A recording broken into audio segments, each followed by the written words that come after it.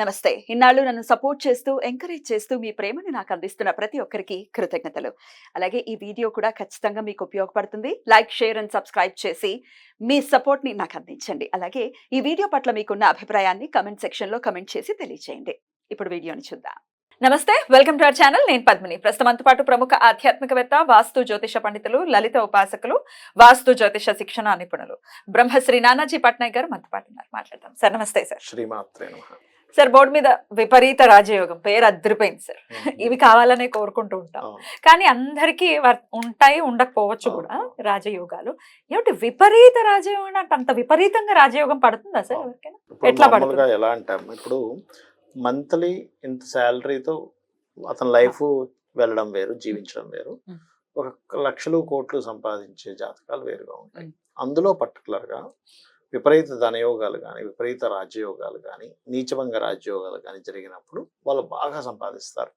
అయితే దాన్ని అసలు ఎట్లా చూస్తాం జ్యోతిష్ శాస్త్రంలో అంటే, లగ్నం అంటే మీకు ఎగ్జాంపుల్ మేష లగ్నంతో చూపిస్తున్నాను, బట్ అన్ని లగ్నాలకు నేను చెప్తాను. ఇప్పుడు ఎనీ లగ్నా నుంచి 6th లార్డ్ అంటే 6 అని ఇక్కడ వేసాను చూసారా, లేదా 8th లార్డ్, 12th లార్డ్ అంటే ఈ లగ్నం నుంచి లెక్క పెట్టుకోవాలి. 1 2 3 4 5 6 బుధుడు మేష లగ్నానికి అయితే.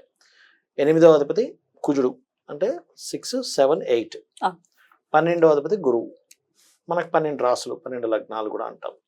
అలా ఈ గురువు, కుజుడు, బుధుడు వీళ్ళు ఎక్స్చేంజ్ ఎక్కడి నుంచి ఎక్కడైనా, లేకపోతే అదే ప్లేసెస్ లో ఉన్న 6th lord 6, 8th lord 8, 12th lord 12th లో ఉన్నా, లేకపోతే ఈయన వచ్చి ఇక్కడ కూర్చున్నా, ఈయన వెళ్ళి అక్కడ కూర్చున్నా, ఎక్స్చేంజ్ అయినా కూడా ఒక్కళ్ళైనా కూడా ఉంటుందా సార్? ముగ్గురు అంటే ఇప్పుడు ఒక విపరీత రాజ్యోగం ఏర్పడింది అనుకోండి, 6th లార్డ్ 6 లోనో లేకపోతే 8th లోనో ఉన్నాడు అనుకోండి, అప్పుడేమిటి ఒక 30% ఆఫ్ యోగం. 2 గ్రహాలు ఉంటే 60% ఆఫ్ యోగం వర్తిస్తుంది. 3 గ్రహాలు ఉంటే 100% ఆఫ్ యోగం వర్తిస్తుంది. అయితే ఈ యోగం వచ్చేటప్పుడు ఇది 1 2 3 గ్రహాల ద్వారా వచ్చేటప్పుడు ఆ గ్రహం యొక్క స్ట్రెంత్ కూడా చూడాలి. ఇప్పుడు ఇక్కడ ఎగ్జాంపుల్ 6వ అధిపతి 12లో ఉన్నాడు, నీచబడ్డాడు.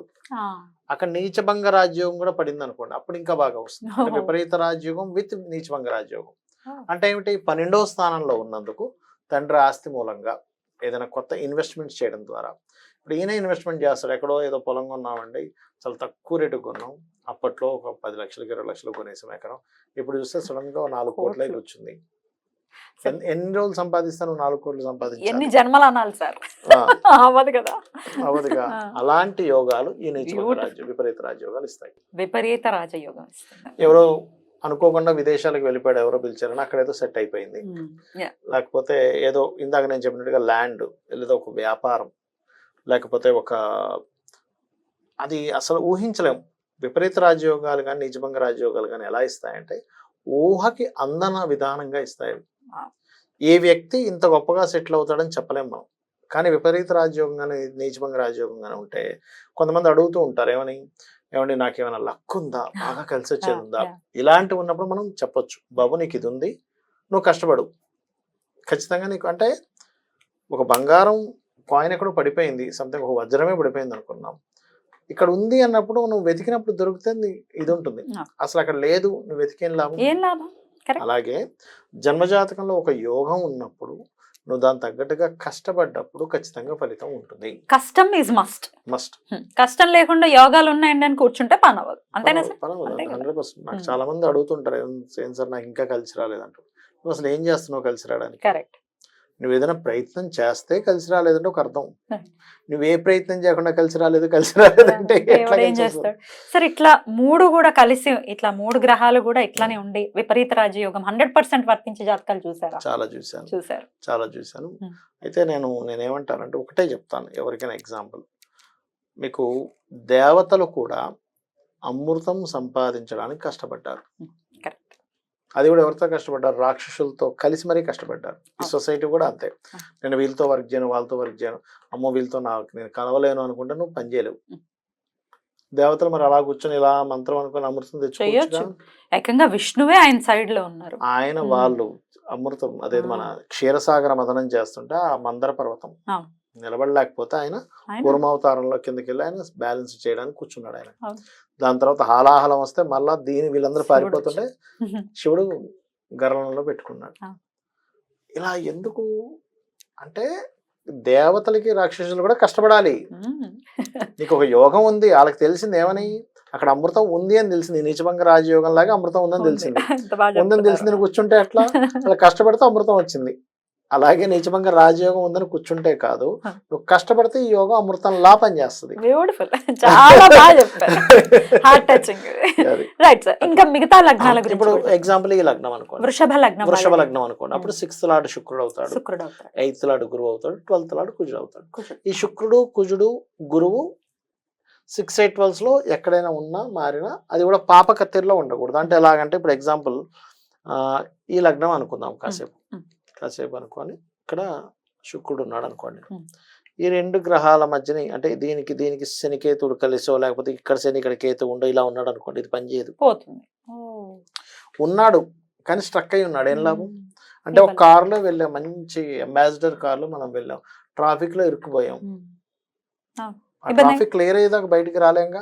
అలాగే దీన్ని పాపకర్తరి అంటారు. ఈ పాపకర్తని మరి క్లియర్ చేసుకునే విధానం ఏమైనా ఉంటుందా? సింపుల్. ఇప్పుడు ట్రాఫిక్ లో ఎలా అయితే ముందు కారు వెనక కారు పక్కకు పోతే మనం ఎలా వెళ్తామో, ఈ ముందు వెనకున్న గ్రహాలకు సంబంధించిన రెమెడీ చేసుకోవాలి. ఓకే. శనికేతువులు ఉన్నారు, శనికేతువులకు దానాలు ఇవ్వడము, వెంకటేశ్వర స్వామి ఆలయానికి వెళ్ళడము, అప్పుడప్పుడు చేస్తూ లేదా రవిరాహులు ఉన్నారు, లేదా కుజ బుధులు ఉన్నారు, ఒక్కోసారి నీచబడ్డ బుధుడు కుజుడు ఉంటారు. అప్పుడు అక్కడ ఉన్న కాంబినేషన్ బట్టి మనం తెలుసుకుంటుండాలి. అదే వృషభ లగ్నానికి అయితే ఇందాక నేను చెప్పినట్టుగా శుక్ర గురు కుజ.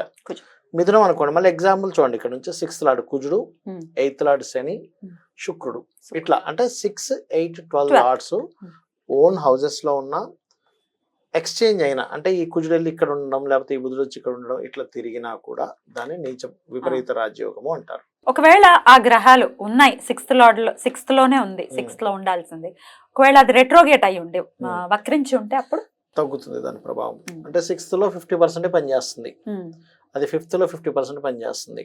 50% గా వెళ్ళిపోయింది అది. అయితే డిపెండ్ ఆన్ ప్లానెట్ బట్టి ఉంటుంది. ఎలా అంటే శని వక్రించాడు అనుకోండి, అప్పుడు ఏదైనా ఒక ప్లానెట్ వక్రించినప్పుడు వెనక్కి వెళ్ళి దేంతో కనెక్టివిటీ పెట్టుకుంటుంది ఈజ్ మోస్ట్ ఇంపార్టెంట్. అంటే ఎలా అంటే ఇప్పుడు ఇక్కడ ఒక గ్రహం ఉందమ్మా, ఎగ్జాంపుల్ ఇది వక్రించింది, ఇక్కడ ఒక సన్ ఉన్నాడు అనుకోండి, ఒక సన్ ఓన్ హౌస్ లో ఉన్నాడు, మంచి ప్లేస్ లో ఉన్నాడు, ఈ నెల కలిసినందుకు ఇది ఒక యోగం ఏర్పడింది. యోగం. అలా కాకుండా ఇక్కడ శాటర్న్ రాహు ఉన్నారు, 80 కలుస్తున్నాడు, శత్రుక్షేత్రంలో 2 గ్రహాలు ఉన్నాయి, ఆ గ్రహాలు కూడా శాటర్న్ రాహు ఇంకా పోయింది. మనము నిత్య జీవితంలో మనిషి యాక్టివిటీ చేసేటప్పుడు అతనికి ఫలితం ఎలా వస్తుందో, ప్లానెట్ కూడా అది చేసే యాక్టివిటీని బట్టే ఫలితం వస్తుంది. దీన్నే శాస్త్రంలో ఆత్మ సంబంధిన ఏ నిజసధార్మిన దశాంతర్దశాస్వేవ దిశంతి స్వదశాఫలం అంటాడు. అంటే ఆత్మ సంబంధం కలిగిన గ్రహము ఎటువంటి ఇది కలిగి ఉంది, అది ఏ మహాదశ అంతర్దశలో ఇస్తుంది, దాన్ని బట్టి రిజల్ట్ వస్తుంది అని అర్థం. అలా ఏంటంటే ఒక ప్లానెట్ ఒక దగ్గర ఉన్నప్పుడు దానికంటే ఒక ఎమోషన్ ఉంటుంది, అదొక మాట చెప్తుంది, అది మాట్లాడుతుంది. నిజం చెప్పాలంటే ప్లానెట్ నేను ఈ పని చేస్తున్నానని చెప్తూ ఉంటుంది. అది కండిషన్ ఎట్లా ఉందో చూడాలి, దాని కండిషన్ పట్టుకోవాలి. ఈ కండిషన్ బట్టి ఈ ప్లానెట్ రిజల్ట్ ఇస్తుందని ఉంటుంది ఖచ్చితంగా, అదే అర్థం చేసుకోగలగాలి. Right sir. సో ఇది విపరీత రాజయోగం. అంటే విపరీత రాజయోగం ఏమంటే మాకు ఈ విపరీత రాజయోగాలు లేవు, నీచభంగాలు లేవు, లేకపోతే గజకే అసలు యోగమే లేదండి. కానీ మాకు ఇట్లాంటి యోగవంతమైన జీవితం రావాలి అని అంటే ఈ జన్మకి సాధ్యపడదా అని అంటే వాట్ ఈస్ యువర్ ఆన్సర్? నేను ఒక విషయం చెప్తానమ్మా, యోగం లేని జాతకం అసలు భూమి మీదే లేదు. ఉంటాయి, ఏదో ఒక యోగం ఉంటుంది. 1000 చిల్లర యోగాలు ఉన్నాయి, అందులో ఏదో ఒక యోగంతో మనిషి పడతాడు. అంటే యాచకులకు కూడా యోగం ఉంటుంది? అందరికీ ఉంటుంది. ముష్టి యోగం ఉంటుంది యాచకులకి. ఓకే, అది నెగటివ్ పాజిటివ్ యోగం? ఒక యోగం అంటే యాచన ద్వారా బ్రతికే యోగం ఉంటుంది కొంతమందికి. లేకపోతే అంటే ఇక్కడ ఏంటంటే నేను అనేది ఎట్లా అంటే చెప్తాను చూడండి, ఒక వ్యక్తికి డస్ట్ ద్వారా సంపాదించే యోగం ఉంది, చెత్త ద్వారా. ఆ వ్యక్తి చెత్తలోనే ఎదుగుతారు, పెద్ద పెట్టేస్తాడు దాంట్లో. మనం అనుకుంటే ఏంటి వీడంతా చెత్త అంతా తీసుకెళ్ళి ఏదేదో తయారు చేస్తున్నాడు అనుకుంటాం. కొన్ని కోట్ల రూపాయలు బిజినెస్ చేసేవాడు ఉన్నాడు. ఎందుకు వస్తుంది అలాగంటే వాళ్ళకి ధనయోగం అనేది సాటర్న్ మార్స్ ద్వారా ఏర్పడుతుంది. అప్పుడు ఇట్లాంటివి వస్తాయి. కొంతమందికి టీచింగ్స్ ద్వారా డబ్బులు వస్తాయి, వాళ్ళ స్కూల్స్ కాలేజ్ పెడతారు. ఇక్కడ ఏంటంటే మనం యోగం లేని అసలు జాతకమే ఉండదు, యోగం లేని జాతకమే అసలు ఉండదు. ఇట్లానే మీరు చెప్పారండి మాకున్న యోగాలు కానీ అవి ఏంటి యాక్టివేట్ అవ్వట్లేదు. దీనికి ఏమైనా సంవత్సరాలు ఉంటాయి సార్? ఇంత ఈ చాలా మంచి క్వశ్చన్ వేశారు. ఎందుకంటే యాక్టివేట్ టైం ఉంటుంది. ఓ, అది దశ ద్వారా యాక్టివేషన్ అవుద్ది. ఓకే కొంతమందికి గోచారం రావడం ద్వారా యాక్టివేషన్ అవుద్ది. ఓకే దశ ద్వారా యాక్టివేషన్ అయితేనేమో సంవత్సరాల తరబడి ఎక్కువ ఇస్తుంది. కాలం ఉంటుంది. ఉదాహరణకి ఒక శుక్రుడు ఇచ్చాడు అనుకోండి యోగాన్ని 20 సంవత్సరాలు ఇస్తాడు. శని 19 సంవత్సరాలు ఇస్తాడు. చిన్న గ్రహాలు ఉంటాయి కొన్నిసార్లు, అంటే రవి 6 సంవత్సరాలు, ఆ 6 సంవత్సరాలు ఇస్తాడు. దాని తర్వాత తగ్గుతుంది. అట్లా ఏంటంటే మహాదశ వచ్చిందా లేదా చెక్ చేసుకోవాలి. ఆ మహాదశకి గోచారం అనుకూలించకపోతే ఒక్కొక్కసారి చూడండి కొంతమంది ఆస్ట్రాలజర్స్ ప్రిడిక్ట్ చేస్తారు. ఇప్పుడు మీకు ఈ శుక్రదశ వస్తుంది ఇంకా సూపర్ అంటారు.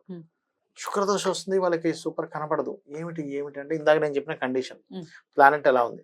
రెండోది ఏమవుద్ది, శుక్రదశ ఒక్కోసారి రాగానే రిజల్ట్ ఇవ్వదు. ఎందుకు? గోచారం దానికి కనెక్ట్ అవ్వదు. మీరు రెడీగా ఉన్నారు ట్రైన్ ఎక్కడానికి, కానీ ట్రైన్ వచ్చే టైంకి ట్రైన్ వస్తుందిగా. మీరు రెడీగా ఉన్నారని ట్రైన్ ఆఫ్ ఫ్లైట్ రాదుగా. అలా ప్లానెట్ ఏం చేస్తుంది అంటే గోచారం అనుకూలించే వరకు ఆ దశ వచ్చినా సరే ఇవ్వదు ఒక్కోసారి. మనం ఏమనుకుంటారు, వీళ్ళు చెప్పారు శుక్రదశ బాగుంటుందని, నాకేమో కనిపించట్లేదు, అమ్మో శుక్రదశ యోగించదేమో అనుకుంటాం. ఒక 1-2 years తర్వాత యోగించడం స్టార్ట్ అవుతుంది. అంటే అక్కడ గోచారం మారింది. అంటే ఇక్కడ మనం అర్థం చేసుకోవాల్సింది ఏంటంటే పాయింట్ నెంబర్ 1, మీకు అసలు ఏ యోగం ఉంది. ఎప్పుడు ఈ నీచభంగ రాజ్యోగాలు విపరీత రాజ్యోగాలే కదా, ఏదో ఒక యోగం ఉంటుంది. ఆ యోగం మీకు ఏం చెప్తుంది, అదొక విషయాన్ని చెప్తూ ఉంటుంది. పాయింట్ నెంబర్ 2, ఆ యోగం ఎప్పుడు యోగిస్తుంది, ఎంత స్ట్రెంగ్త్గా ఉంది, ఎప్పుడు యోగిస్తుంది, అది యోగించడానికి మీరు చేయాల్సిన రెమెడీ ఏమిటి, తీసుకోవాల్సిన జాగ్రత్తలు ఏమిటి. ఒక్కోసారి ఎలా ఉంటుందంటే ఒక అవయోగము ఒక యోగము కలిసి ఉంటాయి.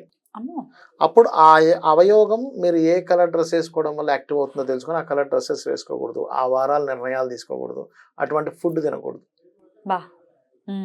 ఇప్పుడు ఒక జాతకుడితో మనం చూసా, అతనికి కందిపప్పు తింటే ప్రాబ్లం వస్తుంది. ఎందుకు? సాటర్న్ మార్స్ కలిసి ఉన్నాడు. కందిపప్పు తిన్నప్పుడల్లా ఏదో డైజెషన్ ప్రాబ్లం రావడము, మూడీ అయిపోవడం అట్లా జరుగుతుంది. ఎందుకంటే బికాజ్ ఆఫ్ మార్స్ పాడయ్యాడు, ఆ మహాదశ నడుస్తుంది అతనికి. అప్పటి నుంచి బాబు నువ్వు తినకు, దానం ఇవ్వు. ఇది కావాలంటే కందిపప్పులో వచ్చేది ఏదైతే ఉంటాయో ప్రోటీన్స్ ఎందులో వస్తాయో తెలుసుకొని సైంటిఫిక్ తిను. నేను ఇది పూర్తిగా తినదని చెప్పట్లేదు. దాని నుంచి ఏదైతే ప్రొడ్యూస్ అవుతుంది ఇంకో దానిలో వస్తుంది చూసుకో. చాలా మందికి కందిపప్పు ఇరిటేషన్ ఉంటుంది. అది గ్యాస్ ప్రాబ్లం రావటం కానీ మార్స్ తో కలిసినప్పుడు వస్తుంది, లేదా రాహుతో కలిసినప్పుడు వస్తుంది. మోస్ట్ ఆఫ్ ద పీపుల్ బుధుడు పాడేయడం అనుకోండి పెసరపప్పు, గురువు పాడేయడం అనుకోండి శనగపప్పు తింటే ఇరిటేషన్ వస్తుంది వాళ్ళకి ఎందుకో అనీజీగా ఉంటారు. అదే బాగున్నాడు అనుకోండి అది తింటే బాగుంటుంది వాళ్ళకి. ఇది కూడా అబ్జర్వ్ చేయొచ్చు. అండ్ అప్పుడు బాగోలేని గ్రహాన్ని దానం ఇవ్వాలి, తినకూడదు మనం. దానం ఇస్తే ఆ దోషం పోతుంది. సో అట్లా ఏంటంటే రూల్స్, ఫస్ట్ కండిషన్ ఏంటి, ఎప్పుడు యోగిస్తుంది, ఎప్పుడు యోగించదు, దాన్ని ఏ దానం చేయాలి, పాపకత్తెరలో ఉందా శుభకత్తెరలో ఉందా. ప్రతి వ్యక్తికి కొన్ని ఖచ్చితంగా 10 నుంచి 20 యోగాలు ఖచ్చితంగా ఉంటాయి, ప్రతి వ్యక్తికి ఉంటాయి. అది మనం పట్టుకోవడం రావాలి, తెలియాలి, దాన్ని తెలుసుకోవాలి అని అంటే కరెక్ట్ గా అనాలిసిస్ చేసే వాళ్ళ దగ్గర ఖచ్చితంగా వెళ్ళాలి. యోగాలు ఉన్నాయి అని శుభ్రంగా చెట్టు కింద కూర్చుంటే కాదు. ఉదాహరణ చెప్పాను కదా, రాక్షసులు దేవతలే క్షీరసాగర మదనం చేశారు. చాలా బ్యూటిఫుల్ గా చెప్పారు సార్, చాలా బ్యూటిఫుల్ గా ఎక్స్ప్లెయిన్ చేశారు sir. Thank you so very much. నమస్తే. శ్రీమాత్రే నమః.